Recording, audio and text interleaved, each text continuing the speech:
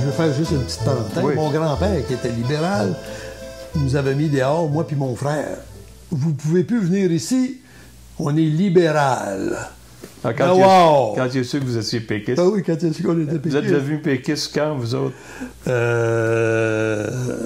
60 et quelques, là, je te dirais, là. 68.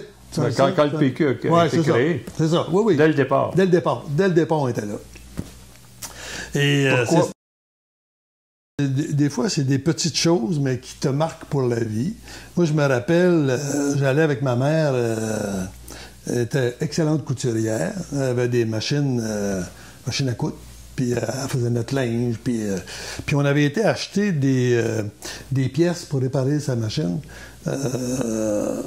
dans le bas de la ville. Mais quand tu arrives là, c'est écrit « Sewing Machinery Repair Parts ». Puis il y a une machine.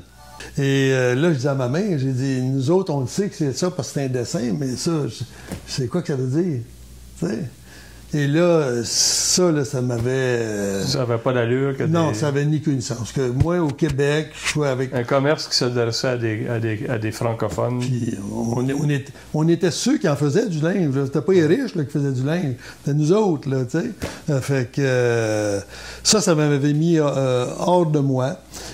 Puis après ça, ben, tu sais, on en a vu tellement d'injustices tout au long de ça que moi, j'ai jamais décroché de l'indépendance du Québec. Même si aujourd'hui, on dit, bon, ça a plus sa place. Le monde n'y croit plus. Moi, je dis, oh, c'est pas vrai que le monde n'y croit plus. Le monde, il faut qu'il soit motivé pour mettre en branle un nouveau processus pour faire quelque chose.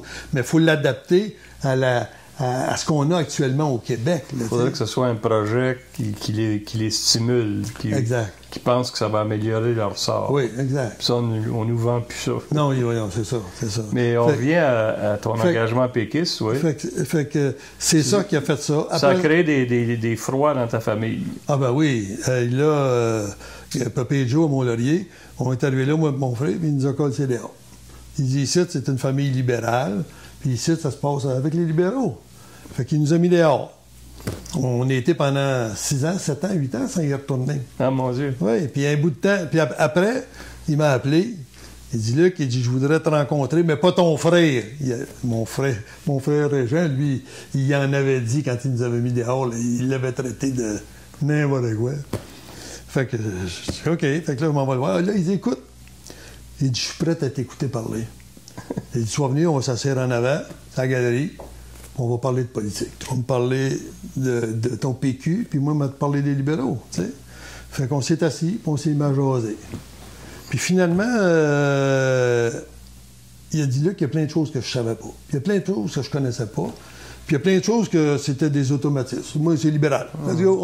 Il nous disait de lever la main, on levait toute la main. C'est ça que ça veut dire. Fait que, puis je dis toujours, je suis pas sûr qu'à la fin de ses jours, il n'a pas voté Parti québécois. Mon père a voté Parti québécois bien avant lui. Puis il était libéral comme son père. T'sais.